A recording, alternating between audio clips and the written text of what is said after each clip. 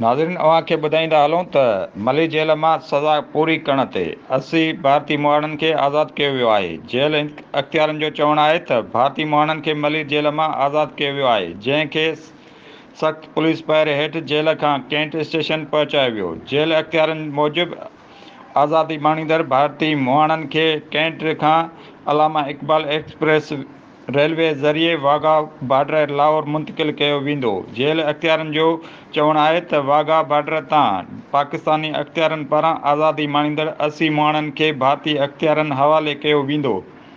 समाजी तंज़ीम एदी फाउंडेशन तरफ़ां आज़ादी माणींदड़ भारतीय मुआणनि जे सफ़री ख़र्च समेत 5000 रोक रक़म, कपिड़ा ऐं ज़रूरत जो सामान ॾिनो वियो आहे। रिपोर्ट रायब गाओ, इब्र न्यूज़, कराची।